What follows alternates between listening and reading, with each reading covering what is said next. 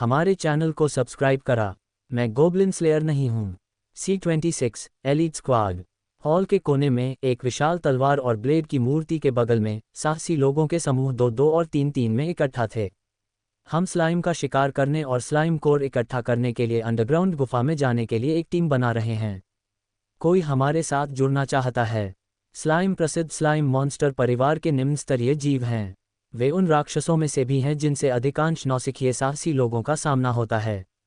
वे अपने दलदल जैसे शरीर पर भरोसा करके शिकार को निगल जाते हैं, जिससे वे भाग नहीं पाते हैं। वे रेंगने वाली हरकतों से उन्हें सिकुड़कर दर्दनाक रूप से मौत के घाट उतार देते हैं। गोब्लिन की तरह उनकी व्यक्तिगत युद्ध शक्ति अपेक्षाकृत कमजोर होती है। एक के सामने एक में अधिकांश साहसी आसानी से उनसे निपट सकते हैं। केवल एक चीज़ जिस पर ध्यान देना है वह यह है कि उन्हें अपने हथियारों या कवच से चिपकने न दें, क्योंकि उनके शरीर से एक हल्का संक्षारक पदार्थ निकलता है जो निम्न गुणवत्ता वाले गियर को नुकसान पहुंचा सकता है। वह काले बालों वाले युवक, क्या तुम हमारी टीम में शामिल होना चाहते हो? शायद इसलिए कि गॉस की नज़र वहीं पड़ी। एक लाल बालों वाले युवक ने, जो अभी अभी गुफा में स्लाइम का शिकार करने के लिए टीम के साथियों को भर्ती कर रहा था, उसे एक निमंत्रण भेजा। गॉस कुछ हद तक आकर्षित हुआ, लेकिन उसने जल्दी ही अपने दिमाग से यह विचार निकाल दिया। जंगल में भूमिगत गुफाएं नौसिखिए साहसी लोगों के लिए बहुत खतरनाक होती हैं। कौन जानता है कि अंदर बहुत खतरनाक राक्षस छिपे हैं या नहीं? अगर उनका सामना हुआ तो संकरी भूमिगत जगह में बचना लगभग असंभव होगा। माफ़ कीजिए, गॉस ने सिर हिलाकर निमंत्रण को अस्वीकार कर दिया। हे युवक, क्या तुम एक तलवारबाज हो? क्या तुम हमारी टीम में शामिल होना चाहते हो? हमें अभी सामने से हमला करने वाले एक योद्धा की कमी है। जल्द ही एक और साहसी उसके पास आया। शायद गॉस की कमर से लटकी हुई छड़ी देखकर उसे तलवारबाज समझ लिया, इसलिए उसने उसे सक्रिय रूप से आमंत्रित किया। मैं तलवारबाज नहीं हूँ, मैं एक जादूगर प्रशिक्षु हूँ। एक जादूगर प्रशिक्षु वह होता है जो जादूगर बनने के लिए काम कर रहा होता है। लेकिन भले ही गॉस खुद को जादूगर कहता, फिर भी दूसरे उसे एक औपचारिक पेशेवर नहीं मानते। पेशेवर स्तर के साहसी लोग सभी दूसरी मंजिल पर होते हैं। बहुत कम ही लोग पहली मंजिल पर रहते हैं और इत्मीनान से ऐसी जगहों पर भर्ती करने आते हैं। साथ ही कई निम्न स्तरीय प्रशिक्षु साहसी खुद को योद्धा, रेंजर, दुष्ट आदि कहना पसंद करते हैं। हालांकि गॉस ने प्रशिक्षु शब्द जोड़ा, फिर भी जादूगर शब्द ने कई साहसी लोगों का ध्यान खींचा। एक के बाद एक उन्होंने उसकी ओर अपनी नज़र डाली। कई जादूगर प्रशिक्षुओं के पास अक्सर उनके अपने निश्चित साहसी दल होते हैं। यहाँ तक कि फ्रीलांसरों को भी जल्दी ही अपेक्षाकृत कुलीन दलों में शामिल कर लिया जाता है। निम्न स्तरीय साहसी लोगों के बीच जादूगर, पुजारी और वारलॉक जैसे प्रशिक्षु कम होते हैं, जबकि औपचारिक पेशेवरों के बीच प्रत्येक वर्ग का अनुपात अपेक्षाकृत संतुलित होता है। इसे समझना आसान है। योद्धाओं, रेंजरों और दुष्टों की तुलना में जादूगर, पुजारी और वारलॉकों के प्रवेश में बाधाएं अधिक होती हैं। पारिवारिक पृष्ठभूमि के बिना आम लोग अक्सर संबंधित कौशल तक नहीं पहुंच पाते हैं, इसलिए उनकी संख्या अपेक्षाकृत कम होती है। हे जादूगर युवक, हमारी टीम में शामिल हो जाओ। एक लंबा, हट्टा-कट्टा युवक कई लोगों से आगे बढ़ा और गॉस के कंधे पर अपना हाथ रखा। उन अस्थायी टीमों के विपरीत हमारी नाइट उल्लू टीम एक कुलीन टीम है और हमें एक जादूगर की कमी है। क्या तुम कोशिश करना चाहते हो? तुम बड़े बेवकूफ़, तुम किसे अस्थायी टीम कह रहे हो? भूल जाओ, वह है। चलो उसे उकसाते नहीं हैं। युवक की जोरदार आवाज़ के बाद भीड़ में तुरंत हलचल मच गई। लेकिन युवक ने दूसरों के विरोध को नज़रअंदाज कर दिया और केवल गॉस पर ध्यान केंद्रित किया, उसके जवाब का इंतजार कर रहा था। माफ़ कीजिए, मेरा फ़िलहाल एक लंबी अवधि की टीम में शामिल होने का इरादा नहीं है। मैं बस इस बार खुद को प्रशिक्षित करने के लिए एक अस्थायी टीम में शामिल होना चाहता हूँ, गॉस ने ईमानदारी से कहा, जबकि मैज हैंड को नियंत्रित करके अपनी छड़ी को उठाया, अपनी पहचान की पुष्टि करते हुए। वह फिलहाल केवल एक अस्थायी टीम में शामिल होना चाहता था। ये सबसे अच्छा होगा यदि अन्य सदस्य उसे कुछ छोटे राक्षसों को मारकर सहारा दे सकें, जबकि वह मैजिक मिसाइल का अभ्यास करे। वह कुछ पैसे कमाना चाहता था, उन्हें बचाना चाहता था और बाद में जीवन मैजिक स्टोन वाली एक जादुई छड़ी की कीमत देखना चाहता था ताकि ये देख सके कि क्या वह एक खरीद सकता है। एक बार जब वह एक जादुई छड़ी खरीद लेगा तो वह एक पेशेवर बनने की दिशा में आगे बढ़ेगा। पेशेवर बनने के बाद ही वह टीम के मामलों पर विचार करेगा और सबसे अधिक संभावना है कि वह अपनी खुद की टीम बनाएगा।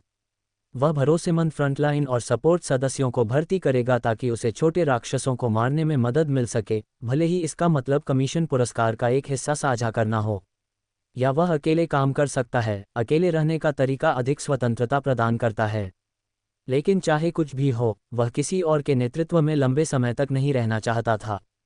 इससे उसके व्यक्तिगत विकास में बाधा आएगी, क्योंकि वह टीम की कार्रवाई, कमीशन स्वीकार करने, मिशन प्रक्रियाओं या राक्षस विश्वकोश संग्रह को नियंत्रित नहीं कर पाएगा। अगर उसमें अकेले मिशन पूरा करने की क्षमता की कमी नहीं होती, तो वह यहाँ एक अस्थायी भर्ती स्थान पर अपनी किस्मत आजमाने नहीं आता। कोई बात नहीं, अस्थायी ठीक है, इसे हम एक दूसरे को जानने के रूप में सोचो। युवक दिल से हंसा, बेपरवाह होकर, जैसे कि वह खोए हुए समय की भरपाई कर रहा हो। यहाँ तक कि अगर तुम बाद में हमारी टीम में आधिकारिक तौर पर शामिल होना चाहते हो, तो मेरी टीम तुम्हारी ताकत और व्यक्तित्व का पहले परीक्षण किए बिना सहमत नहीं होगी। वैसे मेरा नाम लेविन है। मैं एक ढाल वाहक हूँ। मेरे टीम के साथियों में एक तीरंदाज, एक हत्यारा, एक तलवारबाज और एक पुजारी शामिल हैं। ये देखकर कि गॉस अभी भी प्रतिक्रिया नहीं दे रहा है, उसने अपनी टीम की संरचना का परिचय दिया और अपनी ताकत भी दिखाना चाहता था। गॉस ने लेविन द्वारा बताए गए दिशा में देखा और 4 पुरुष और महिला साहसी लोगों को देखा। अन्य साहसी लोगों के विपरीत, इस टीम में वास्तव में एक कुलीन आभा थी जो बाहरी लोगों को दूर रहने की चेतावनी देती थी। तीरंदाज ने एक पिच ब्लैक लंबी धनुष पकड़ रखी थी। जब उसने गॉस की नज़र पकड़ी तो उसकी अभिव्यक्ति नहीं बदली। हत्यारे ने एक हुड वाला लबादा पहन रखा था और करीब से देखने पर उनकी कमर पर एक छोटा क्रॉस धनुष लटका हुआ था। तलवारबाज गॉस की रूढ़िवादी छवि से मेल खाता था। पुजारी लड़की ने एक लकड़ी की छड़ी पकड़ रखी थी और दीवार के पास रहकर गॉस को उत्सुकता से देख रही थी। गॉस आकर्षित महसूस कर रहा था। इस टीम की संरचना बहुत पूर्ण थी। दूर से समर्थन करने वाला तीरंदाज, किनारे से हमला करने वाला हत्यारा, सामने से ढालवाहक, सामने से नुकसान पहुंचाने वाला तलवारबाज और यहाँ तक कि एक सहायक आरोग्य करने वाला पुजारी। वास्तव में उसके बिना भी वे अधिकांश निम्न स्तरीय साहसी मिशनों को संभाल सकते थे। आपने कौन से कार्य स्वीकार किए हैं? हालांकि वह आकर्षित था, सतर्क गॉस तुरंत सहमत नहीं हुआ। वह पहले उनके द्वारा स्वीकार किए गए मिशनों के बारे में सुनना चाहता था। यदि मिशन अनुपयुक्त या बहुत जोखिम भरे थे तो वह शामिल नहीं होता। उसे चिंता थी कि वे अपनी मजबूत ताकत के कारण केवल बेहद मुश्किल मिशनों का चुनाव कर सकते हैं। चिंता मत करो, बस लगभग 15 गोब्लिन, लेविन ने आत्मविश्वास से अपनी छाती पर थपथपाते हुए कहा। हमारी टीम पेशेवर लक्ष्यों की ओर प्रयास कर रहे पूर्व पेशेवरों से बनी है। हम कभी भी अपनी क्षमताओं से परे मिशन नहीं लेते। वास्तव में ऐसे मिशन सिर्फ हमारे कौशल को निखारने के लिए दैनिक प्रशिक्षण हैं। हमने ऐसे ही मिशनों को 1 दर्जन से अधिक बार किया है। आराम करो। लेविन ने स्पष्ट रूप से गॉस की रुचि को महसूस किया और अधिक ईमानदारी से बोला। 15 गोब्लिन प्रबंधनीय लग रहे थे। पिछली बार बच गांव में एक असामान्य व्यक्ति सहित 20 गोब्लिन थे और वे फिर भी कामयाब रहे। दूसरों के पीछे बुराई नहीं करना चाहते हुए, ये टीम स्पष्ट रूप से हेली की तिकड़ी से एक स्तर से अधिक मजबूत थी और इसमें अधिक सदस्य थे। अपनी खुद की बहुत बेहतर हुई ताकत के साथ इसे पूरा करना सुरक्षित होना चाहिए। गॉस ने जल्दी से अपने मन में स्थिति को तौला, अपना मन बनाया और अपना हाथ बढ़ाया। तो कप्तान लेविन, आइए एक सुखद सहयोग करें। मैं गॉस हूँ। स्वागत है गॉस। लेविन ने एक उज्ज्वल मुस्कान के साथ उसका हाथ मिलाया। गॉस ने वापस मुस्कुराया। एक शीर्ष स्तरीय नौसिखिए साहसी टीम में पहले शामिल होना और कुछ समय के लिए चुपचाप विकास करना एक बुरा विकल्प नहीं था। गॉस को कौशल निपुणता में सुधार करने, पैसे कमाने, तलवारबाजी का अभ्यास करने और राक्षस विश्वकोश के मारे गए लोगों को जमा करने की आवश्यकता थी। लेकिन वह अंधाधुंध रूप से एमरल्ड 1 में राक्षसों का नरसंहार करने के लिए नहीं जा सकता था। वह आत्महत्या होगी। एक अच्छी तरह से संतुलित टीम, यहाँ तक कि एक आरोग्य करने वाले पुजारी के साथ, उसे अस्थायी रूप से विकसित होने और स्तर बढ़ाने के लिए एक स्थिर वातावरण प्रदान कर सकती है। इसके अलावा उसे लगा कि अन्य लोग स्पष्ट दिमाग वाले थे। भले ही वे मजबूत थे, उनका उच्च मुश्किल मिशनों को लेने का कोई इरादा नहीं था। पेशेवर बनने की इच्छा रखने वाले साहसी लोगों के लिए व्यक्तिगत सुरक्षा सुनिश्चित करते हुए सार्थक लेकिन प्रबंधनीय कमीशन लेना सबसे अच्छी गति है। उसके विचार दूसरों के विचारों के साथ अच्छी तरह से मेल खाते थे। यानी स्थिर विकास, कोई लापरवाह हरकत नहीं। मैं गोब्लिन स्लेयर नहीं हूँ। C-27 लेदर आर्मर नाइट उल्लू दस्ते के सदस्यों ने, उनके नेता लेविन के अलावा सभी ने कुछ हद तक ठंडे रुख का प्रदर्शन किया। जब गॉस ने अपना परिचय दिया तो बाकी लोगों ने बस अपने नाम और पसंदीदा हथियार बताए और फिर चुप हो गए। कुछ तो बस शर्मीले थे। महिला पुजारी ने गॉस की ओर कई बार चोरी छिपे देखा, लेकिन जब उसने देखा कि कोई और नहीं बोल रहा है तो वह भी चुप रहना पसंद करने लगी। अन्य शायद स्वाभाविक रूप से अलग थलग थे। टीम के हत्यारे के रूप में सेवा करने वाली लबादे में छिपी दुष्ट ने एक संक्षिप्त अभिवादन किया और फिर अपनी कटार को चमकाने के लिए सिर झुका लिया। दिलचस्प बात यह है कि गॉस ने शुरू में हत्यारे को एक पुरुष समझ लिया था, क्योंकि उसने पूरे शरीर का लबादा पहन रखा था और हमेशा सिर झुकाए रहता था जब तक कि उसने बात नहीं की और अपना लिंग प्रकट नहीं किया। बाकी तीरंदाज और तलवारबाज भी इसी तरह से कम बोलने वाले थे। गॉस पूरी तरह से समझ गया था, कोई भी उम्मीद नहीं कर सकता था कि हर कोई मिलनसार और दोस्ताना होगा, खासकर एक अजनबी के प्रति जो अचानक उनकी टीम में शामिल हो गया हो। यदि लेविन के दावे सच थे और यह वास्तव में एक कुलीन टीम थी, तो इसके सदस्यों के बीच कुछ दूरी होना स्वाभाविक था। क्या विशेषज्ञ आमतौर पर ऐसा ही व्यवहार नहीं करते हैं? इसके अलावा गॉस वास्तव में अजनबियों से अत्यधिक उत्साह की तुलना में इस विनम्र रूप से दूर के रवैये को पसंद करता था, इससे वह सहज महसूस करता। अगर कोई आपत्ति नहीं है तो सभी को आज सुबह आराम करना चाहिए। हम एक दूसरे से परिचित होने के लिए आज दोपहर गिल्ड के प्रवेश द्वार पर संयुक्त प्रशिक्षण के लिए इकट्ठा होंगे, लेविन ने घोषणा की। कल पहली घंटी बजते ही हम अपने मिशन स्थान के लिए रवाना होने के लिए शहर के द्वारों पर इकट्ठा होंगे। पुरस्कारों को व्यक्तिगत योगदान के आधार पर वितरित किया जाएगा। समझ गया कप्तान, तो मैं अब चलता हूँ। लेविन के बात पूरी करने से पहले लबादे में छिपी महिला ने हाथ हिलाया और चली गई। बाकी लोग भी अलविदा कहने के बाद जल्द ही चले गए। उनके शांत रहने को ठंडापन मत समझना, लेविन ने गॉस को बताया, जो पीछे रह गया था। समय के साथ तुम पाओगे कि वे अच्छे लोग हैं, बशर्ते निश्चित रूप से तुम उनका सम्मान अर्जित करो। लेविन दिल से हंसा। मैं समझ गया, गॉस ने सिर हिलाया। उसे संदेह था कि बाकी लोग उसे एक अस्थायी सदस्य के रूप में देख रहे थे, कोई ऐसा व्यक्ति जिसमें सामाजिक प्रयास निवेश करने लायक नहीं था, क्योंकि वह जल्द ही चला जाएगा। शुरू से ही दूरी बनाए रखना पूरी तरह से समझ में आता था। अब गॉस, मेरे साथ मिशन को पंजीकृत करने आओ। मैं तुम्हें हमारी अस्थायी सूची में जोड़ दूंगा। एडवेंचर्स गिल्ड काउंटर पर औपचारिकताएं पूरी करने के बाद गॉस इस असाइनमेंट के लिए आधिकारिक तौर पर टीम में शामिल हो गया। लेविन की नाइट उल्लू टीम एक बिना रैंक वाली साहसी टीम थी जो गिल्ड में विधिवत पंजीकृत थी। सच तो यह है कि कोई भी 50 चांदी के सिक्कों में एक साहसी टीम को पंजीकृत कर सकता था। औपचारिक रूप से एक टीम को पंजीकृत करने के कई फायदे थे। सबसे पहले, कुछ ग्राहक और संगठन कभी कभी मिशन को कमीशन करते समय विशेष रूप से गिल्ड पंजीकृत टीमों का अनुरोध करते थे, क्योंकि लगातार सदस्यों वाले स्थापित दल स्वाभाविक रूप से समान व्यक्तिगत कौशल वाले अस्थायी समूहों की तुलना में बेहतर समन्वय और युद्ध प्रभावशीलता का प्रदर्शन करते थे। इसके अलावा 50 चांदी पंजीकरण शुल्क का भुगतान करने की क्षमता ही क्षमता का प्रमाण था। इस प्रकार पंजीकृत टीमें स्वतंत्र साहसी लोगों या अस्थायी पार्टियों की तुलना में अधिक मिशन तक पहुंच सकती थीं। दूसरे, साहसी टीमें व्यक्तिगत साहसी लोगों की तरह ही रैंक बढ़ा सकती थीं, इसलिए शुरुआती चरण से ही मिशन का अनुभव जमा करने में मदद मिलती थी।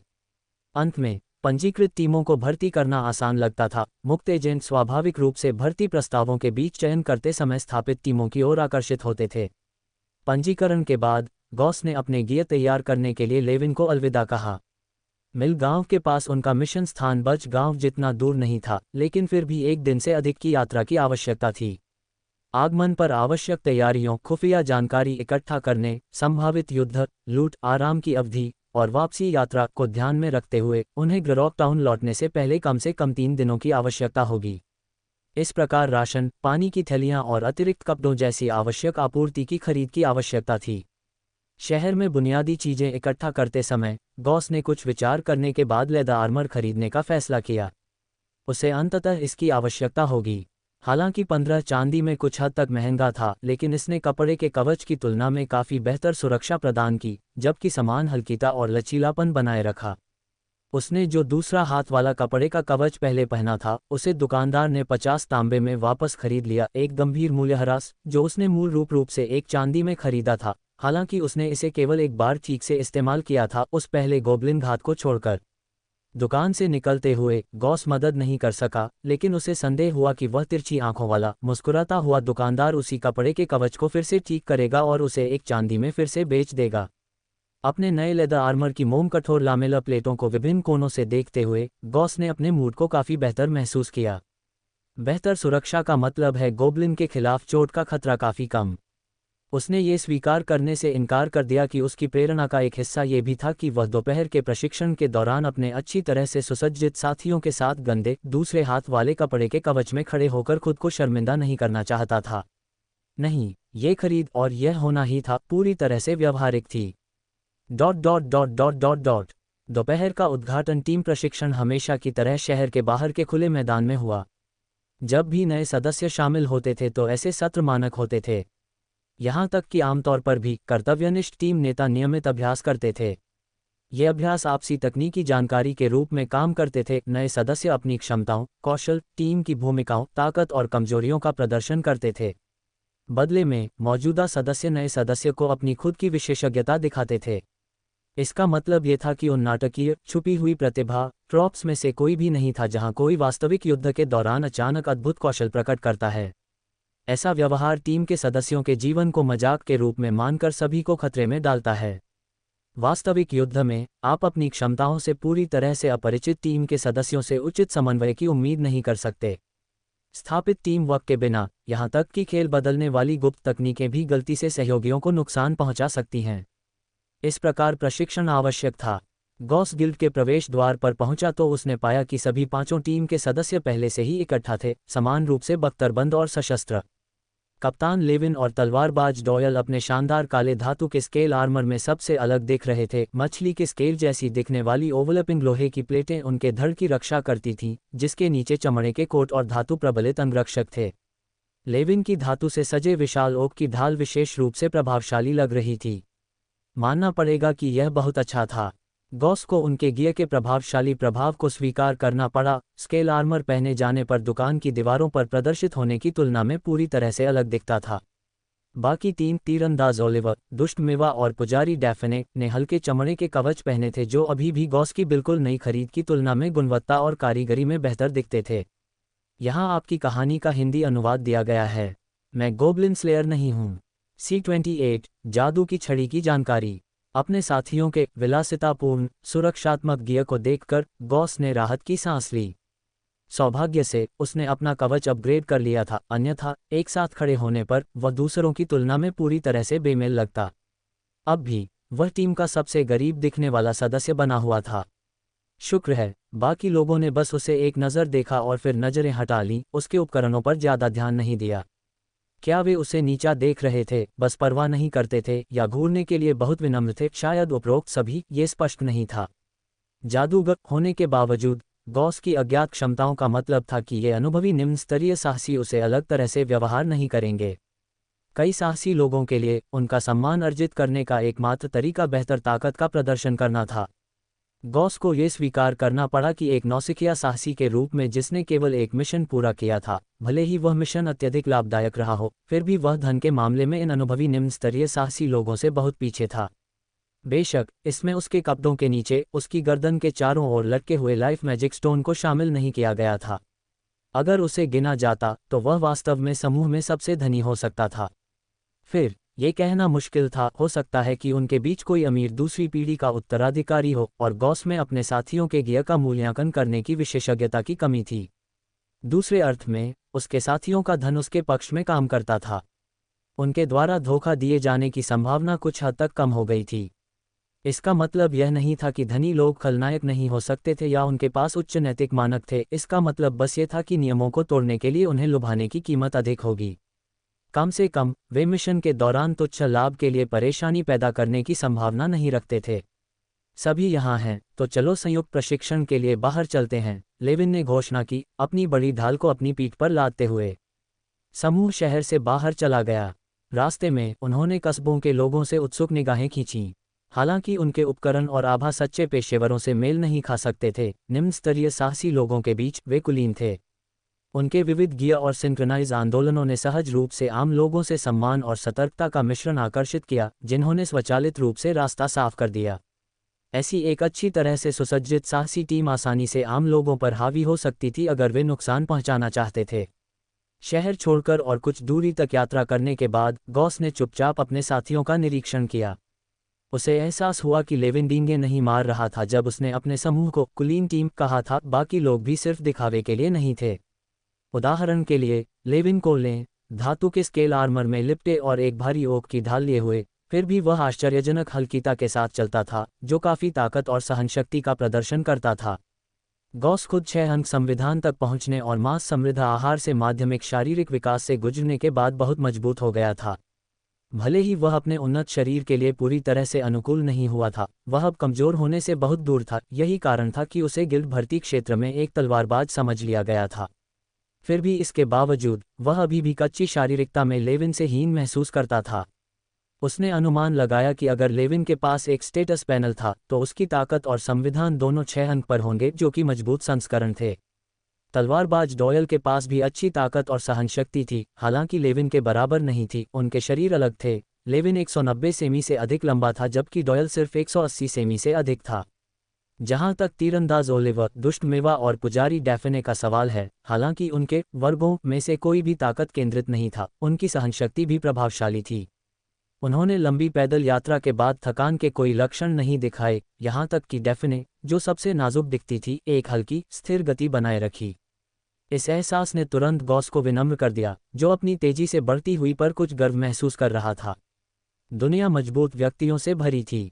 भले ही लेविन जोर दे रहा था कि उनकी टीम एक कुलीन टीम थी, तथ्य ये था वे अभी भी एक बिना रैंक वाली साहसी टीम थे। फिर भी हर सदस्य असाधारण था, जिसमें कोई स्पष्ट कमजोरी नहीं थी। अनुभवी साहसी हमेशा अपनी कमियों को ढकने के लिए काम करते थे, वास्तविक पेशेवर और भी अधिक दुर्जय होंगे। इन विचारों को एक तरफ धकेलते हुए गॉस पुजारी डैफने के साथ चला।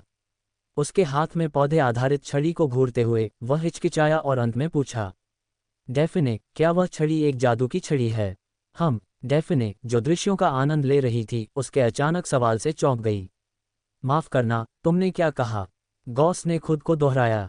ओह नहीं, ये सिर्फ लकड़ी है जो दिव्य शक्ति को प्रसारित करने के लिए अच्छी है। यह मुझे मंत्र डालने में मदद करती है, लेकिन यह एक सच्ची छड़ी या छड़ी नहीं है, बस आधार सामग्री है, डैफने ने स्पष्ट रूप से समझाया। ये खुलापन ही था कि गॉस ने क्यों पूछा था। उसे लगा कि डैफने लेविन के बाद समूह में सबसे अधिक सुलभ थी। वास्तव में उसने पहले ही उसके प्रति उसकी सूक्ष्म जिज्ञासा को देखा था, संभवतः इसलिए कि वे दोनों जादू आधारित वर्ग थे जिससे प्राकृतिक संबंध बनता था। मैं अभी भी इस लकड़ी से तालमेल बिठा रही हूँ। एक बार जब ये हो जाएगा, मैं इसे मिलान वाले गुणों के एक उपयुक्त जादू के पत्थर के साथ फिट करूंगा, फिर इसे पेशेवर रूप से एक उचित छड़ी में बनाया जाएगा। यह विधि सबसे अच्छी अनुकूलता पैदा करती है, डैफने ने जोड़ा। एक पूर्व निर्मित खरीदने से बेहतर है। मैं अब एक लाइफ मैजिक स्टोन के लिए बचत कर रही हूँ, लेकिन सबसे सस्ता भी 2.5 सोने के सिक्के का है। ओह, गॉस के दिल की धड़कन रुक गई। उसके कपड़ों के नीचे उसकी गर्दन के खिलाफ एक लाइफ मैजिक स्टोन लटक रहा था। 2.5 सोने के सिक्के। दुकानदार ग्रोम का 2 सोने का अनुमान कम था, समझ में आता है, पेशेवर सर्किट से दूर उसके वर्षों को देखते हुए। आइटम मूल्यों को गलत आंकना सामान्य था। क्या हुआ? डैफने ने पूछा, उसकी लंबी चुप्पी को देखते हुए। कुछ नहीं, गॉस ने इसे टाल दिया। वह निश्चित रूप से अपना रहस्य बाहर नहीं बताएगा। सबसे पहले, वे अभी मिले थे, धन को निजी रखना बुनियादी सावधानी थी। दूसरे, इसे प्रकट करने से कोई लाभ नहीं हुआ। क्या उसे एक एहसान के लिए डैफने को सस्ता बेचना चाहिए? उसके पास एक छड़ी की कमी थी, लेकिन उसे भी एक छड़ी की जरूरत थी। जादूगरों के लिए एक छड़ी का अंतर बहुत बड़ा था। डैफने के लहजे से एक छड़ी का मुख्य घटक एक उपयुक्त रूप से समायोजित जादू का पत्थर लगता था। भले ही उसकी भविष्य की छड़ी को लाइफ मैजिक स्टोन की आवश्यकता न हो, उसे एक की जरूरत के लिए व्यापार करना काम कर सकता था। सामान्य ज्ञान ने गॉस को बताया कि सोने के लिए जादू के पत्थरों का आदान प्रदान अक्षम था, सीधे वस्तु विनिमय से बिचौलिए के मार्कअप से बचा जा सकेगा। इसका मतलब है, सही व्यापारिक साथी खोजने तक उसे केवल आधार सामग्री और क्राफ्टिंग शुल्क के लिए धन की आवश्यकता थी। जैसे ही गॉस डैफने से सामग्री की कीमतों के बारे में पूछने वाला था, वे प्रशिक्षण स्थल पर पहुंच गए, जिससे उसे अपने सवालों को किसी और समय के लिए टालना पड़ा। मैं गोब्लिन स्लेयर नहीं हूं। C29, दिल की धड़कन। संयुक्त अभ्यास का पहला कदम स्वाभाविक रूप से गॉस से शुरू हुआ। हर किसी की नज़र सहज रूप से उस पर केंद्रित हो गई। जो जादू मैं अब प्रदर्शित करूंगा वह मैज हैंड है। मैज हैंड। गॉस के विचार सुचारू रूप से बह रहे थे, वह मैज हैंड को कास्ट करने में काफ़ी कुशल था। जादुई ऊर्जा उसके सामने मुड़कर बन गई और एक अदृश्य जादुई हाथ दिखाई दिया। पुजारी डैफने को छोड़कर अन्य लोग गॉस के सामने ऊर्जा के प्रवाह में बदलाव को वास्तव में महसूस नहीं कर सके। लेकिन गॉस के जादू का नाम बोलने के बाद उन सभी ने कुछ अकथनीय रूप से अजीब महसूस किया। शायद यह उनकी तथाकथित छठी इंद्री थी। चूंकि अन्य लोग मैज हैंड को नहीं देख सकते थे, इसलिए गॉस ने इसे अपनी छड़ी उठाने के लिए नियंत्रित किया और प्रभाव दिखाने के लिए इसे हवा में घुमाया। ये काफ़ी कमज़ोर लगता है, तलवारबाज, डॉयल ने ज़्यादा सोचे बिना टिप्पणी की। उसका फैसला पूरी तरह से उसकी सामान्य तलवार चलाने की ताकत पर आधारित था। स्वाभाविक रूप से उसे वार नर्म और शक्तिहीन लगा। दूसरों ने अलग अलग भाव दिखाए। लेविन की आंखें तभी चमक उठीं जब उसने मैज हैंड को देखा। नहीं, नहीं, यह एक बहुत शक्तिशाली जादू है, वह प्रशंसा किए बिना नहीं रह सका। इतनी पूरी तरह से अलग राय सुनकर डॉयल ने लेविन की ओर हैरान होकर देखा। ये हमें जालों का पता लगाने और मेवा द्वारा लगाए गए जालों और तंत्रों को दूर से ट्रिगर करने में मदद कर सकता है। वैसे, गॉस, तुम्हारे मैज हैंड में कितनी ताकत है? लगभग 10 पाउंड। ये थोड़ा हल्का है, लेकिन ये पर्याप्त है।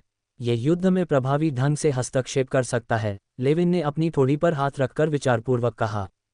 क्या ये पाउडर से चिपक सकता है? मुझे लगता है कि हाँ, गॉस ने जवाब दिया। उसने विशेष रूप से कोशिश नहीं की थी और वह निश्चित था। उसने मैज हैंड को अपने सामने वापस नियंत्रित किया, नीचे झुका, कुछ मिट्टी और धूल पकड़ी और सावधानी से इसे मैज हैंड पर छिड़क दिया। धूल ने जल्दी से मैज हैंड की सतह पर एक पतली परत चढ़ा दी। हालांकि गॉस को लगा कि वह इसे कभी भी कंपन करके हटा सकता है, ये वास्तव में चिपक सकता था। ये वास्तव में एक हाथ है। ओलिवर, कम बोलने वाला तीरंदाज, उत्सुक था और हवा में दिखाई देने वाले हाथ को करीब से देखने के लिए झुक गया। हालांकि वे सभी पहले कुछ हद तक जादू के संपर्क में रहे थे, लेकिन करीब से अवलोकन दुर्लभ था। ये बहुत अच्छा है। लेविन ने अचानक अपने हाथों से ताली बजाई। मेवा, बाद में गॉस को अपना विशेष रूप से तैयार किया गया जहर पाउडर दो। बाकी लोग लेविन का मतलब समझ गए। एक एक करके उनके भावों ने अचानक ज्ञान दिखाया। यदि जहर पाउडर और मैज हैंड संयुक्त हो जाते हैं, भले ही यह मैज हैंड के आकार को प्रकट करता हो, जब तक कि इसे ठीक से नियंत्रित किया जाता है, इसे राक्षसों के कमजोर स्थानों जैसे कि उनकी आंखों पर लगाने या छिड़कने से तुरंत नकारात्मक प्रभाव और नियंत्रण हो सकता है। कम से कम यह उनकी युद्ध क्षमता को कमजोर कर देगा। कुछ खराब बचाव वाले राक्षसों के खिलाफ 10 पाउंड की ताकत भी जहर लेपित कटार के लिए उनके बचाव को तोड़ने के लिए पर्याप्त होगी। हम बाद में मैज हैंड के प्रभाव के आधार पर गॉस के साथ सहयोग करने के विशिष्ट तरीकों के बारे में सोच सकते हैं। हालांकि यह सीमित प्रत्यक्ष युद्ध शक्ति के साथ एक सहायक क्षमता थी। अगर पूरी तरह से विकसित और टीम द्वारा कवर किया गया तो यह एक मजबूत भूमिका निभा सकता था। डॉयल और अन्य ने गॉस को काफ़ी अधिक उत्साह के साथ देखा। यहाँ तक कि डॉयल, जो हमेशा क्रूर ताकत को महत्व देता था और धूर्त जादू को नापसंद करता था, उसे यह स्वीकार करना पड़ा कि सीधे सादे योद्धाओं की तुलना में जादूगर कभी कभी अधिक डरावने लगते थे। कम से कम वह निश्चित रूप से युद्ध के दौरान अचानक आसमान से गिरने वाले जहर पाउडर से अंधा नहीं होना चाहता था या छिपी हुई कटार से पीछे से वार नहीं किया जाना चाहता था। और लड़ाई के दौरान इतनी सारी चीज़ों पर कौन ध्यान दे सकता था? ये सोचकर गॉस की ओर उसकी नज़र में अनैच्छिक रूप से भय का एक संकेत था। जादूगर वास्तव में धूर्त और भयानक लोग थे। ठीक है, गॉस का कौशल प्रदर्शन समाप्त हो गया है। अब हम, लेविन जारी रखने वाला था जब उसने पास में गॉस को हिचकिचाते हुए देखा। क्या हुआ? कुछ नहीं, कप्तान लेविन। मैं कहना चाहता हूं कि मेरे पास एक और जादुई मंत्र है। उद्धरण चिन्ह, प्रश्नवाचक चिन्ह, उद्धरण चिन्ह। एक और टीम, जो पहले से ही गर्म होने की तैयारी कर रही थी, सभी ने एक साथ उसकी ओर देखा। उनके भावों में एक अजीब, अपरिभाषित अर्थ था। आमतौर पर सीमित ऊर्जा, समय और संसाधनों वाले महत्वाकांक्षी पेशेवरों के रूप में अधिकांश लोग एक कौशल पर गहराई से ध्यान केंद्रित करना चुनेंगे। कभी कभी कुछ योद्धा अपनी युद्ध क्षमता को बढ़ाने के लिए अस्थायी रूप से एक अतिरिक्त कौशल सीख सकते हैं। लेकिन क्या जादूगर भी एक अतिरिक्त मंत्र सीखेंगे? डेफिने, टीम की हीलिंग पुजारी, केवल एक रिंग शून्य कैंट्रिप, लाइफ सस्टेन जानती थी। इसकी शक्ति चोटों को स्थिर करना था ताकि वे बदतर न हो, जिससे वह चिकित्सा उपकरणों के साथ आगे का उपचार कर सके। लाइफ सस्टेन की प्रभावशीलता कास्ट करने वाले के स्तर पर निर्भर करती थी। कहा जाता था कि एक उच्च स्तरीय पुजारी मौत की कगार पर लटकते हुए एक मरते हुए व्यक्ति को स्थिर कर सकता था, तब भी जब मौत की कटार वार करने वाली थी। गॉस ने सिर हिलाया। वह अभी भी युद्ध में अपनी निपुणता में सुधार के लिए मैजिक मिसाइल का उपयोग करना चाहता था। अगर उसने इसे अब प्रदर्शित नहीं किया लेकिन बाद में इसका इस्तेमाल किया तो ये केवल शर्मनाक होगा। जैसे ही हर कोई अवचेतन रूप से सोच रहा था कि गॉस का अगला जादू मैज हैंड जैसा एक समान सहायक जादू होगा, गॉस बोला, मेरे पास दूसरा मंत्र है जिसे मैजिक मिसाइल कहा जाता है। Magic missile, magic missile. हर किसी ने चुपचाप अपने दिमाग में जादू का नाम दोहराया। अगले पल, इससे पहले कि वे इस पर और विचार कर पाते, मैजिक मिसाइल। गॉस ने अपनी जादुई ऊर्जा को सक्रिय किया। गॉस के सामने हवा में एक गहरा नीला गोला संघनित और बन गया। स्तर 2 निपुणता पर उसे अब इसे अपने हाथ से पकड़ने की आवश्यकता नहीं थी। गोले की उपस्थिति के कारण वायु प्रवाह बदल गया लग रहा था। हवा धीरे धीरे चलने लगी। निश्चित रूप से थोड़ी दूरी बनाए रखें, शक्ति थोड़ी मजबूत हो सकती है। गॉस ने थोड़े विचलित हुए टीम के साथियों को याद दिलाया और पुष्टि की कि वे सुरक्षित दूरी पर चले गए थे। उसने कास्टिंग लक्ष्य दूर एक खाली जमीन के पैच पर अपना दिमाग लगाया। फिर अगले पल में मैजिक मिसाइल लॉन्च हो गई। बूम! एक विचार की चमक के साथ ये लगातार तेज हो गया, जल्दी से अधिकतम गति तक पहुंच गया। इस गति के कारण मैजिक मिसाइल हवा में एक चमकदार प्रकाश किरण छोड़ते हुए चली गई। किरण के अंत में, जिस क्षण ये दूर की जमीन से टकराए, एक भारी विस्फोट जोरदार ढंग से गूंज उठा। धड़ाम! ऐसा लगा जैसे कोई भारी वस्तु धरती में गहराई से गिर रही हो। मिट्टी और धूल के कण बिखर गए। विस्फोट से धूल उड़ गई, साथ में उनके पैरों के नीचे हल्की सी कंपन भी हुई। जब धूल साफ हुई तो जमीन पर दर्जनों सेंटीमीटर चौड़ा एक उथला गड्ढा दिखाई दिया, जिसके केंद्र में एक मुट्ठी के आकार का निशान था। इतना मजबूत! डॉयल और अन्य अपनी स्तब्धता से बाहर निकले, मुश्किल से निगलते हुए। गॉस की ओर उनके भाव पूरी तरह से बदल गए। उन्होंने उम्मीद नहीं की थी कि जादूगर, जिसे लेविन ने आकस्मिक रूप से एडवेंचर्स गिल्ड से खींचा था, उसमें ऐसी शक्ति होगी। इस जादू की शक्ति क्रूर थी। ये कुछ भी नहीं था जो एक नौसिखिया साहसी अभी तक पेशेवर स्तर पर महारत हासिल नहीं कर सकता था। मैजिक मिसाइल ने सिर्फ मिट्टी से टकराकर इतना बड़ा विनाशकारी प्रभाव पैदा किया था। अगर यह उनमें से किसी एक से टकराती तो क्या होता?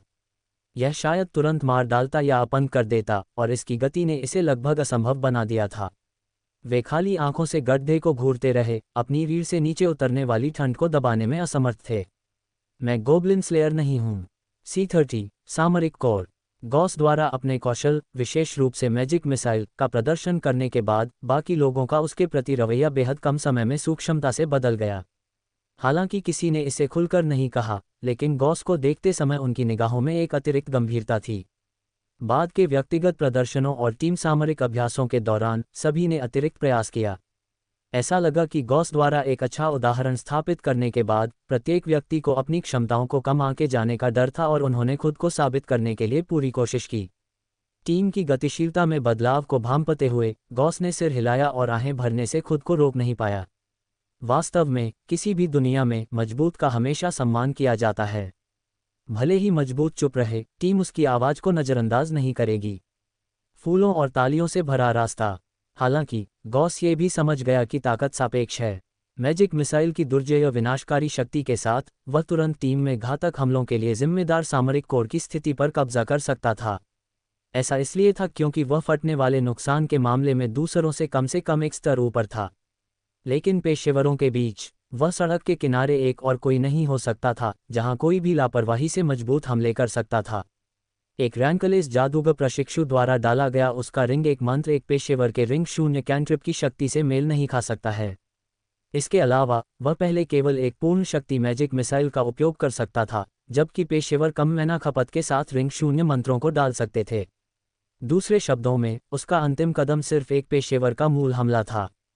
उसने दुकानदार ग्रोम से सुना था कि औपचारिक रूप से पेशे में आगे बढ़ने और एक रैंक को संघनित करने के बाद एक जादूगर की मैना की मात्रा बढ़ जाएगी, इसकी गुणवत्ता अधिक परिष्कृत हो जाएगी और वही मंत्र पहले की तुलना में मजबूत प्रभाव देगा। एक बार जब वह पेशेवर दायरे में कदम रखेगा तो वह संभवतः अब की तरह कम समय में 2 कमजोर संस्करणों या एक पूर्ण शक्ति मिसाइल तक सीमित रहने के बजाय अधिक बार उन्नत मैजिक मिसाइलों का उपयोग करने में सक्षम होगा। वह गॉस, अब से सामने का हिस्सा मेरे लिए छोड़ दो, मैं तुम्हारे लिए दुश्मनों को रोकने में मदद कर सकता हूँ।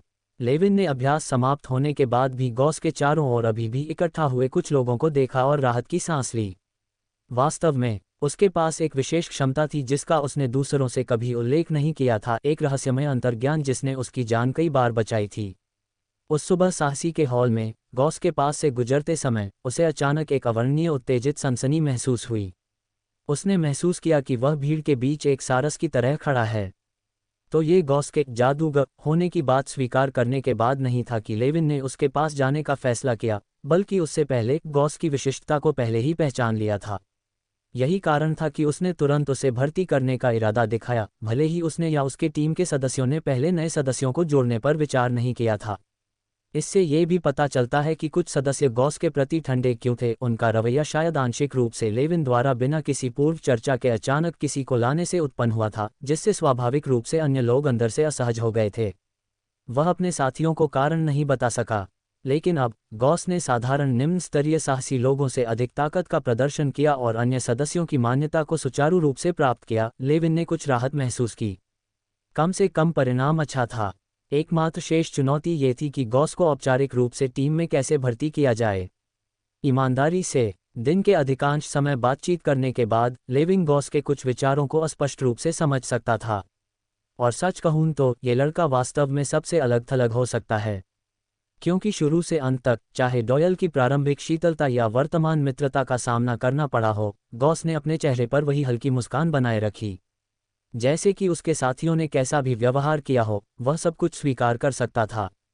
लेकिन ठीक यही रवैया एक अलग होने की स्थिति को दर्शाता है। ... अगली सुबह जल्दी, डोंग डोंग घंटियों की मधुर आवाज ने ग्ररॉक टाउन को जगा दिया। तुम आज इतनी जल्दी उठ गए? लॉबी में सोफिया ने गॉस को सीढ़ियों से नीचे आते हुए उत्सुकता से देखा। एक मिशन मिला है, टीम के साथ योजना बनाई है। निकलने से पहले गॉस ने फिर से अपने उपकरण और पैक की जांच की। केवल ये पुष्टि करने के बाद कि कुछ भी गायब नहीं था, वह बाहर निकला। सोफिया, मैं जा रहा हूँ। शायद कुछ दिनों तक वापस नहीं आऊँगा। सुरक्षित यात्रा, अपने मिशन पर सावधान रहना। सोफिया ने गॉस को जाते हुए देखा। वह पहले से ही जानती थी कि वह आधिकारिक तौर पर एक साहसी बन गया था। उसके फैसले ने उसे कुछ हद तक चिंतित कर दिया। साहसी का काम खतरनाक था, ये बताना मुश्किल था कि घर से दूर यह युवा कब जंगल में मर सकता है। अगर दुर्भाग्य से ऐसा हुआ, तो शायद उसके अलावा इस असंबद्ध सराय के मालिक को कभी भी उसका भाग्य पता नहीं चलेगा। इस विचार ने उसे कुछ उदास और चिंतित महसूस कराया, लेकिन इस युवा के जीवन के विकल्पों में हस्तक्षेप करने का उसके पास कोई अधिकार नहीं था। भले ही वह सहमत न हो, वह केवल आशीर्वाद दे सकती थी। हालांकि वह बता सकती थी कि हाल ही में गॉस की शारीरिक स्थिति और मानसिक स्थिति में सुधार हो रहा था, यहाँ तक कि दिन प्रतिदिन ध्यान देने योग्य रूप से बदल रहा था, पिछले साल से पूरी तरह से अलग। शायद लिटिल गॉस को जीवन में अपना सच्चा उद्देश्य मिल गया है। सड़क पर कुछ मांस की कचौड़ी खरीदकर वह खाते हुए शहर के निकास की ओर चला। सुबह, पीछे से तलवारबाज डॉयल की आवाज आई। सुबह, क्या तुम कुछ झटकेदार चाहते हो? नहीं, धन्यवाद, मेरे पास ताजी मांस की कचौड़ी हैं। गॉस ने बड़े बड़े निवाले के बीच जवाब दिया। शहर के निकास तक पहुंचने से पहले उसने दूर से सड़क के किनारे लंबा लेविन को देखा, जो एक सपाट गाड़ी खींचने वाले घोड़े के बगल में खड़ा था। डॉयल ने स्वाभाविक रूप से अपना पैक, कवच और हथियार गाड़ी पर रख दिए। यह क्या है? गॉस ने पलक झपकाए। हमारी टीम की खच्चर गाड़ी। गॉस, अपना गियर भी यहाँ रखो। लेविन ने उसे हाथ हिलाकर बुलाया, तो गॉस ने भी अपना पैक और लेदर आर्मर गाड़ी पर रख दिया। लेविन की बड़ी ढाल, स्केल आर्मर, डॉयल की बड़ी तलवार और कवच, साथ ही खाना पकाने के बर्तन, भोजन, टेंट और अन्य आपूर्ति सभी लाद दी गईं। काफ़ी अच्छी तरह से तैयार, गॉस ने निजी तौर पर सोचा। लेकिन विचार करने पर यह समझ में आया, उनके समूह में 6 लोगों के साथ कम सूचना पर सवारी करने के लिए उपयुक्त व्यापारी कारवां ढूंढना मुश्किल होगा। भले ही वे बाहर की यात्रा के लिए एक खोजने में भाग्यशाली हो गए, वापसी के बारे में क्या? घोड़ों के बिना, लेविन और डॉयल कितने भी मजबूत क्यों न हो, वे भारी कवच पहनकर जंगल में पूरे दिन की यात्रा नहीं कर सकते थे। शायद यही कारण है कि नाइट उल्लू दस्ते ने विशेष रूप से एक खच्चर गाड़ी बनाए रखी। हालांकि यह खरीदा गया था या किराए पर लिया गया था, यह अभी भी अस्पष्ट था।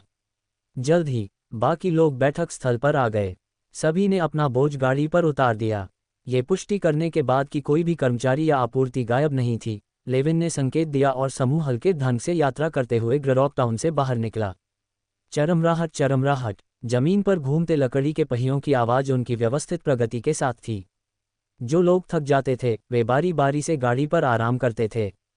कुल मिलाकर अनुभव गॉस की कल्पना से कहीं बेहतर था। मुझे भी बाद में एक घोड़ा लेना चाहिए, अपने खुद के गियर और भविष्य के टीम के सदस्यों का सामान ले जा सकता हूँ। गॉस ने सोचा, पिछली बार जब वह लूट से लदे हुए बच गांव से वापस चला था, तो वह लगभग थकान से गिर गया था। पहले तो ये ठीक था, लेकिन 1 या 2 घंटे के बाद उसे पछतावा हुआ। विभिन्न बैग और ट्राफियां ढोना, हर खिंचाव पर रुकने और आराम करने की आवश्यकता, अन्यथा पूरी तरह से खर्च हो जाता। अंततः फफोले वाले पैरों के साथ ग्रॉक टाउन लौटने में 2 दिनों से अधिक समय लगा, और यह अपने संविधान को 6 तक बढ़ाने के बाद था। अब हल्के ढंग से यात्रा करना पूरी तरह से एक अलग अनुभव जैसा लगा। पूरी यात्रा के दौरान गॉस ने महसूस किया कि वह लगातार लेविन से साहसिक ज्ञान को अवशोषित कर रहा था। साहसिक कार्य उसके पिछले जीवन के खेलों की तरह नहीं था, जहां तुम सीधे मिशन स्थानों पर टेलीपोर्ट करते थे। वास्तविकता में निम्न स्तरीय साहसी अपना अधिकांश समय सड़क पर बिताते थे, जिससे तैयारी महत्वपूर्ण हो जाती थी। बेशक उच्च रैंक वाले पेशेवर अलग तरह से काम कर सकते हैं, लेकिन गॉस अभी उस स्तर पर नहीं था।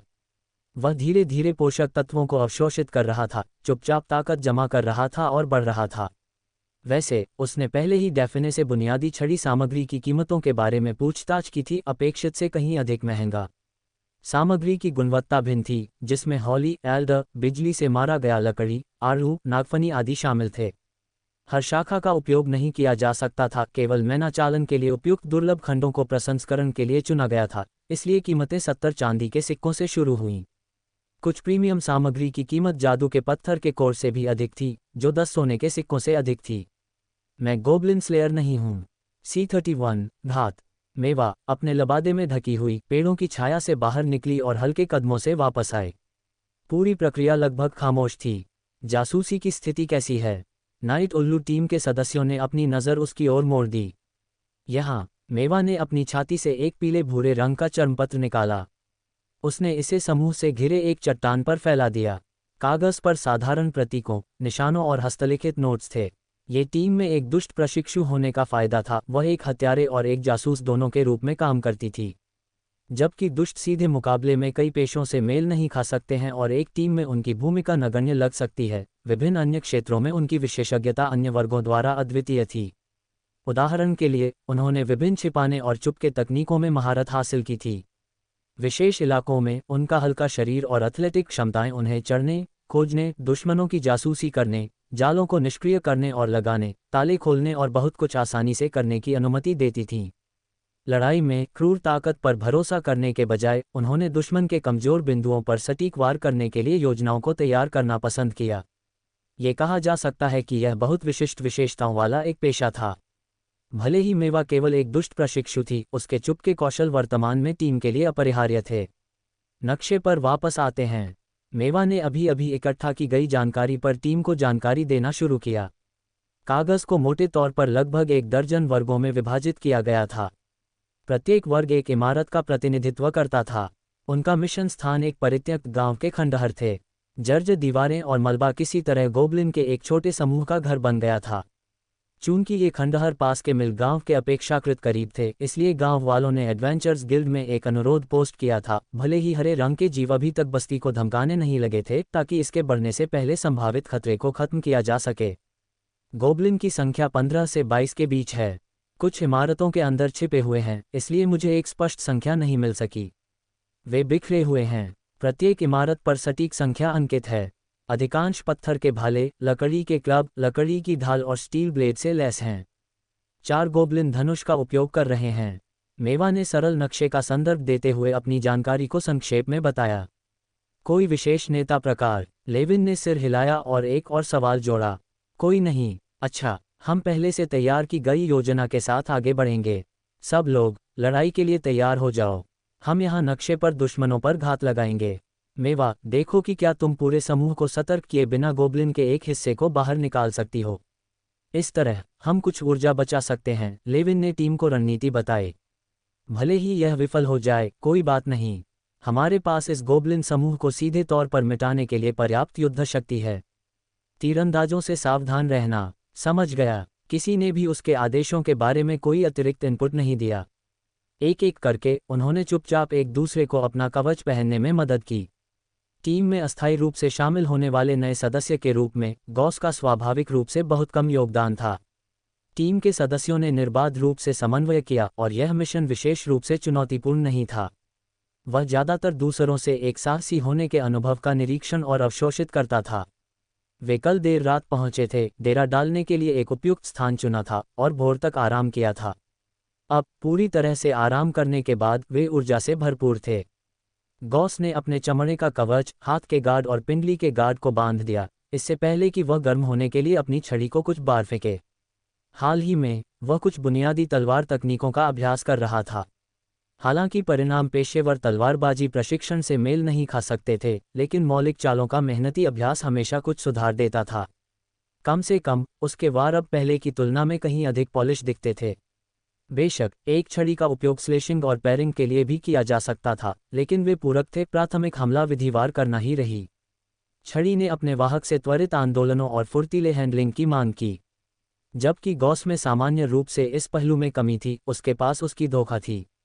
उस मस्तिष्क अतिभारित अवस्था को सक्रिय करके और अपने 7 बिंदु आत्मा आंकड़ों के विशाल लाभ का लाभ उठाकर वह बुलेट टाइम के एक बजट संस्करण में प्रवेश कर सकता था, जो छड़ी की विशेषज्ञता के साथ पूरी तरह से संरेखित होता था। डॉयल अपने साथियों से अपने स्केल आर्मर को पहनने में मदद पाने के बाद अंत में दूसरों का निरीक्षण करने के लिए समय मिला। अचानक उसकी नज़र गॉस पर पड़ी, जो दूर में छोटे तेज कदमों के साथ वार का अभ्यास कर रहा था, और उसके दिमाग में एक बड़ा प्रश्न चिन्ह पॉप अप हो गया। वह क्या कर रहा था? उसने पहले गॉस को एक छड़ी ले जाते हुए देखा था, लेकिन उसने इस पर ज्यादा ध्यान नहीं दिया था। आखिरकार कई पेशे आपात स्थिति के लिए एक हाथापाई हथियार को काम में रखते थे, लेकिन गॉस को इतनी तल्लीनता से गर्म होते देखकर क्या वह वास्तव में करीबी लड़ाई में शामिल होने की योजना बना रहा था? क्या ये लड़का वास्तव में एक जादूगर था? हालांकि डॉयल के पास गॉस पर ध्यान देने का समय नहीं था, उसे लड़ाई से पहले खुद को गर्म करने की जरूरत थी।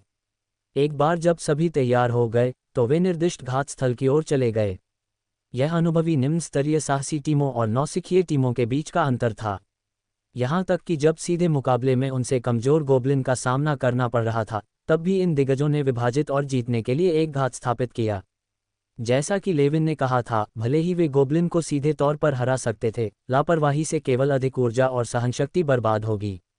असीम जंगल में आप कभी भी भविष्यवाणी नहीं कर सकते कि आप आगे किन दुश्मनों का सामना कर सकते हैं।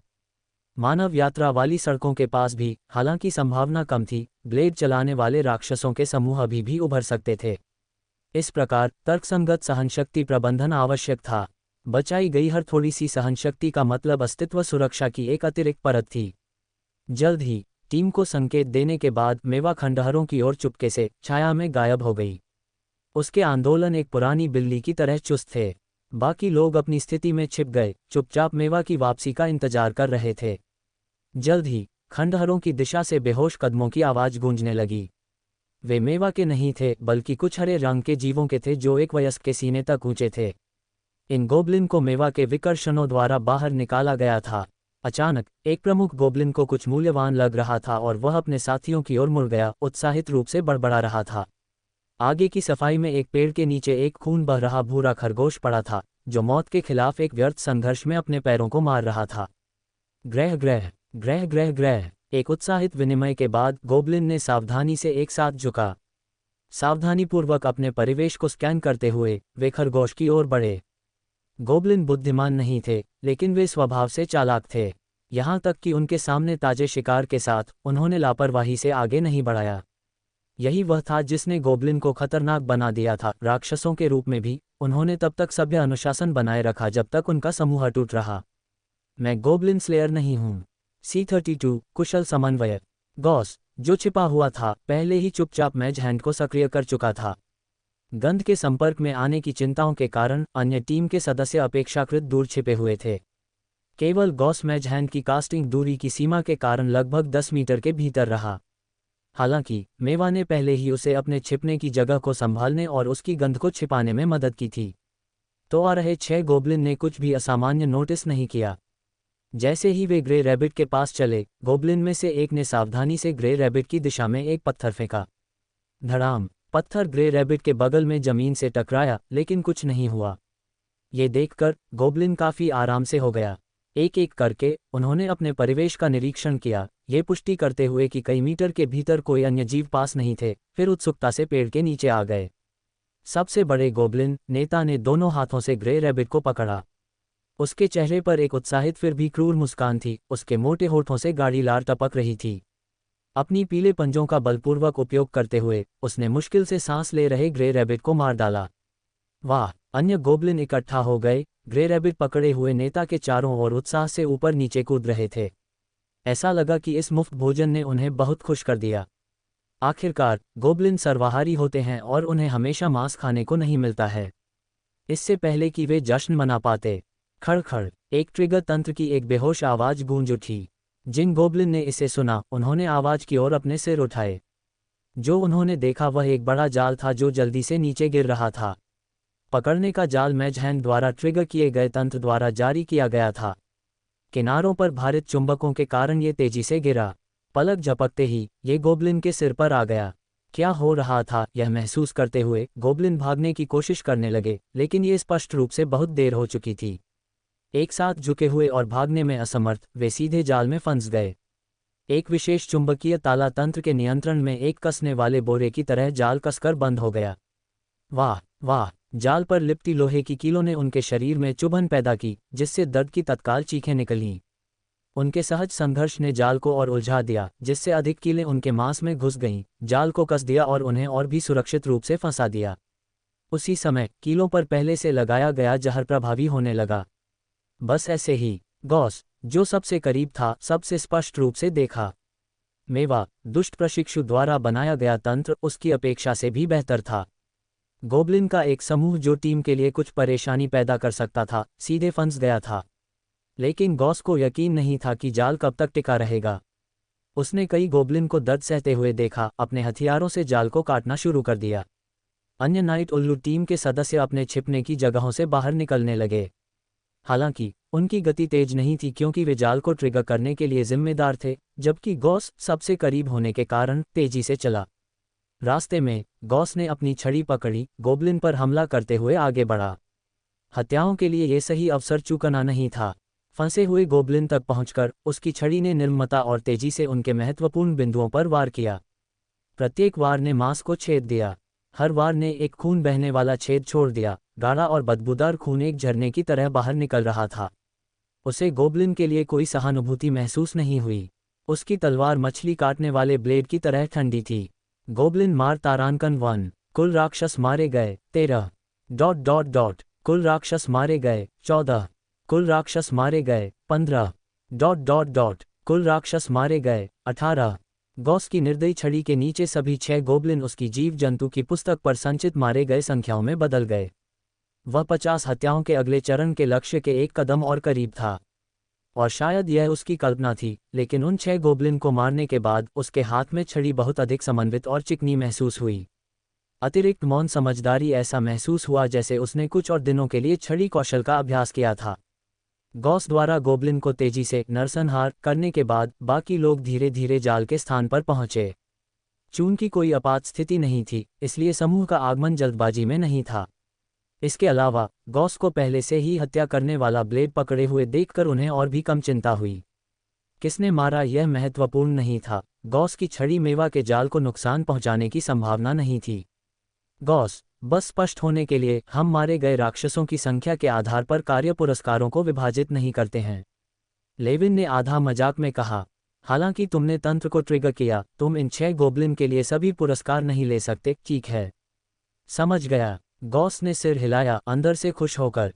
उसे पहले से ही वह पुरस्कार मिल गया था जो वह सबसे ज्यादा चाहता था, बाकी सब सिर्फ अतिरिक्त थे।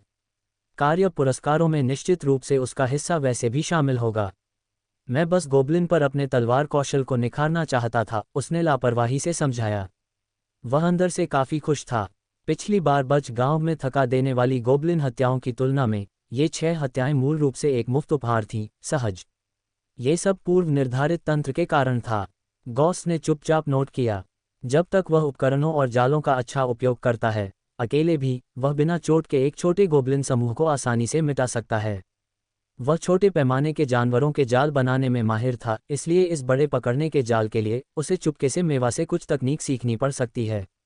एक आधे अधूरे शिकारी के रूप में उसके जाल बनाने के कौशल स्पष्ट रूप से मेवा दुष्ट प्रशिक्षु से हीन थे। ये सोचकर वह अचानक समझ गया कि मेवा टीम के साथ अच्छी तरह से क्यों नहीं फिट बैठती थी, दूसरों से बात करने से बचती थी, फिर भी एक अटूट स्थिति रखती थी। हर टीम को ऐसे बहुमुखी सदस्य की आवश्यकता होती थी, कोई ऐसा व्यक्ति जो स्काउट कर सकता था, जाल और जहर बना सकता था, और लड़ाइयों के दौरान कटार और एक हाथ वाले क्रॉसबो के साथ किनारे से आक्रामक समर्थन प्रदान कर सकता था। शायद एक लबादे में ढका हुआ यह उदास व्यक्ति वास्तव में नाइट उल्लू टीम का सच्चा कोर था। गॉस ने चुपचाप दूसरों के बीच मेवा की ओर देखा। भविष्य में मेरी टीम को एक मजबूत दुष्ट को भर्ती करना चाहिए, उसने चुपचाप सोचा। ये सोचते हुए कि वह अब की तरह सहजता से हत्याओं को कैसे जारी रख सकता है, उसके होठों पर एक हल्की सी मुस्कान दिखाई दी। इस अचानक मुस्कान ने डॉयल को, जो पास में चुपचाप देख रहा था, को हिला दिया। ये बस कुछ असहाय गोब्लिन को मार रहा है, क्या ये वास्तव में इतना मुस्कुराने लायक है? डॉयल ने सोचा कि क्या गॉस किसी तरह का मनोवैज्ञानिक संकी था या उसका कोई अज्ञात अतीत था, जैसे गोब्लिन के साथ एक गहरी दुश्मनी। ठीक है, सब लोग सामने की लड़ाई के लिए तैयार हो जाओ, लेविन ने अचानक सभी को याद दिलाया। दुश्मन जल्द ही आ रहा होगा। समझ गया। ठीक है। गॉस का दिल कस गया, उसने अपने भटकते विचारों को वापस खींच लिया। पहले की आवाजें, जाल गिरना, कदमों की आवाज और गोब्लिन की लंबी पीड़ा भरी चीखें निश्चित रूप से खंडहरों में गोब्लिन को सतर्क कर देंगी। मेवा ने 15 से 22 गोब्लिन की जासूसी की थी। गॉस द्वारा मारे गए 6 को घटाकर लगभग 9 से 16 बचे थे। समूह ने चुपचाप इस पर सोचा और अपनी युद्ध संरचना बनाई, युद्ध के लिए तैयार। जल्द ही दूर से शोरगुल वाले कदमों की आवाज आई। गोब्लिन का एक समूह पहुंचा। छोटे लकड़ी की ढाल और क्लब पकड़े हुए 5 गोब्लिन ने सामने की पंक्ति ली। उनके पीछे पत्थर के भाले ले जाते हुए 3 गोब्लिन और स्टील ब्लेड के साथ 2 थे। 4 गोब्लिन तीरंदाज पीछे रहे, जाहिर तौर पर लाभप्रद शूटिंग स्थितियों के लिए तैयारी कर रहे थे। कुल मिलाकर 14 गोब्लिन। हालांकि पिछले बच गांव में मिले लोगों की तरह कोई भी असामान्य नहीं था, इस समूह का अनुशासन बहुत बेहतर था, जिसमें सरल फिर भी पूर्ण पेशेवर विभाजन था। विशेष रूप से 4 तीरंदाज गोब्लिन द्वारा उत्पन्न खतरे को नज़रअंदाज नहीं किया जा सकता था। यह उस तरह का खतरा था जो लगभग 20 मजबूत गोब्लिन समूह को होना चाहिए। पिछली बार बच गांव में गोब्लिन बस 2 छोटे दल थे जो विलय हो गए थे। एक असामान्य रूप से बड़े गोब्लिन को छोड़कर उन्होंने पर्याप्त युद्ध शक्ति नहीं बनाई थी। गोब्लिन की संख्या और गठन का निरीक्षण करने के बाद लेविन ने संक्षेप में रणनीति की व्यवस्था की। मेवा, ओलिवर, तीरंदाज गोब्लिन को संभालो। हम सामने की पंक्ति लेते हैं। यदि आवश्यक हो तो मैं मैजिक मिसाइल के साथ दूर से भी समर्थन कर सकता हूं, गॉस ने जोड़ा। वह अपने कौशल के लिए कुछ वास्तविक युद्ध अभ्यास करना चाहता था।